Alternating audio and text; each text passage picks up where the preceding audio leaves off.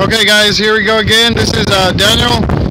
What I'm doing is we're going to go ahead and finish off the section 1 on your pre-trip inspection. We're going to go ahead and check the lights. We're going to do the brake test and we're going to do that tug test. See how long it takes.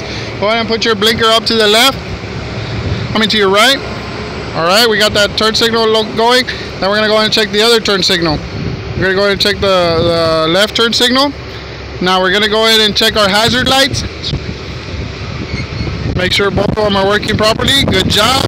Now we're going to go ahead and turn our loading lights. There we go. We got loading lights right there. And then we're going to go ahead and check now our stop arm. Our stop arm should be... There we go. We got both of them flashing. There we got that one there, that one right there. Let's check that stop arm. There we go. It's already fully extended and it's functioning correctly. From there, now we're going to go ahead and check on the back of the vehicle. What we're going to go ahead and check is we're going to check the stop lights and turn lights and every part of the vehicle. So we're going to go ahead and come back here. I'm going to step a little bit away from that bus because it makes a little bit of noise. Go ahead and put your left turn signal. There we got it right there, as you guys can see. And then we're gonna go ahead and check the right turn signal. There we go. We got that light flashing right there, right there. They're the ones on the inside. Now we're gonna go ahead and press the brake. We got both lights turned on right there and right there. That's good. And we got the loading lights. We're gonna go ahead and check the loading lights up at the top of the vehicle.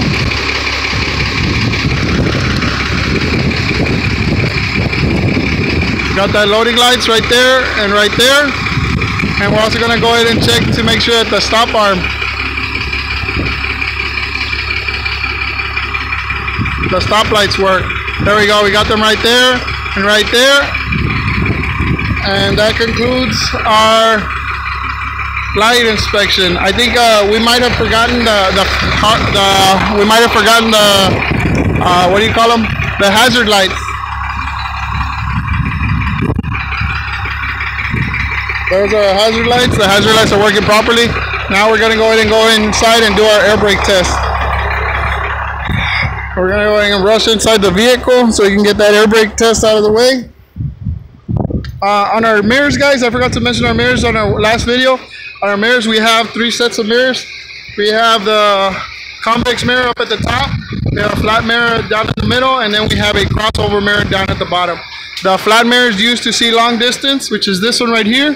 The convex mirror at the top is used to see wide angles, and the crossover mirror selfly explains itself. It's for whenever the students are crossing across the front of the vehicle, you'll be able to see the students. From there, guys, now what we're going to do is we're going to go ahead and start the air brake test. The way we start our air brake test, we're going to go ahead and start it with our vehicle turned off. Step number 1 on our air brake test would be chalk our wheels. But since we're on level ground, we don't have to chalk our wheels because we're already on level ground. Step number 2 would be turn on the engine, build pressure to normal between 110 and 120. So we're going to go ahead and look at our gauge. When the pressure reaches 110 to 120, we're going to go ahead and stop. Step number 3, turn off the engine. And then step number 4 is release your parking brake valve. You're going to go ahead and press it in. You're going to go ahead and time it for 1 minute. The pressure should not drop more than 2 psi's in 1 minute. So we're looking at this gauge right here. So make sure the pressure doesn't drop more than 2 psi's in 1 minute.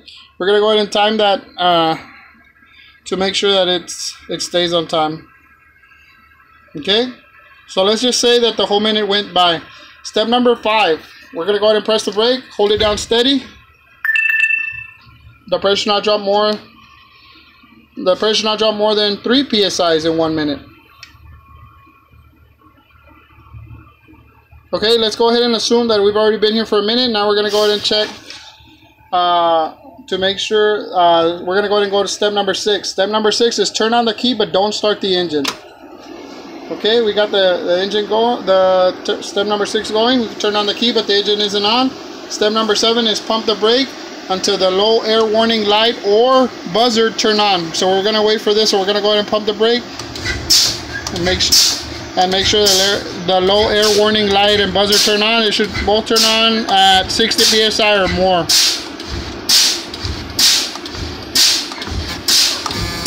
There we go, we got the light going. Alright, so the next step would be step number 8 would be turn off the key. And then step number 9 would be pump the brake pedal until the parking brake valve pops out. Should pop out between 20 and 40 psi.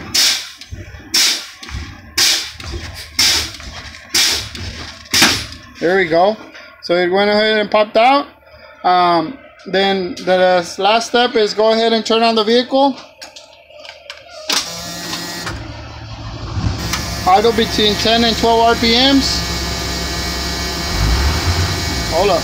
Pressure should reach between 10 and 12 RPM. The pressure should reach 105 to 115 within 3 to 3.5 minutes.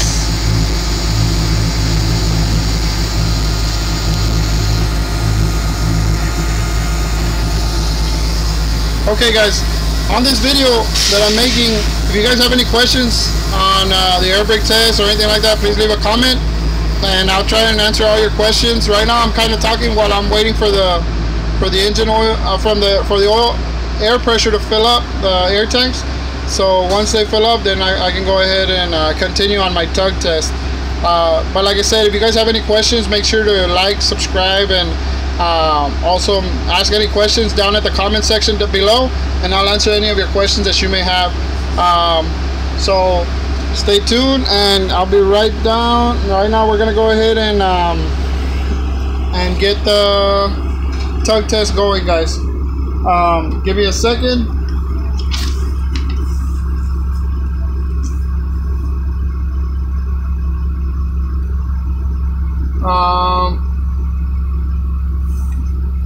Okay, give me 1 second, and I think we are almost there. We're still waiting on the air pressure to reach 105 to 115 right there. Okay guys, so still needs a little bit more, but what we're gonna do is we're gonna go ahead and do the tug test. The way we do the tug test is like this, guys. We're gonna go ahead and press the brake, fully press the brake. Now what you're going to go ahead and do is you're going to go ahead and put your vehicle in drive. You're going to leave the brake engaged, so you're going to leave it pulled out. Make sure don't push it in. Make sure you leave it pulled out. What you're going to do is you're going to go ahead and release the brake pedal. You're going to bring the gas all the way up to about 12 RPMs, and your truck shouldn't move anywhere because your tractor brakes, your parking brake is engaged. If it does, that means your brakes need to be adjusted. Okay, so the next step would be go ahead and press on the brake, and we're gonna go ahead and release the parking brake. We're gonna drive up to about 5 miles an hour, and then we're gonna go ahead and press on the brake. Okay, so what we're gonna do is we're gonna drive up to about 5 miles an hour. And then we're going to go ahead and tap on the brake. And that's it, guys. That concludes our pre-trip inspection. What you're going to go ahead and do is you're going to put your vehicle in neutral. Go ahead and apply your brakes. Go ahead and honk your horn. That lets the DOT inspector know that you're done with your exam, guys.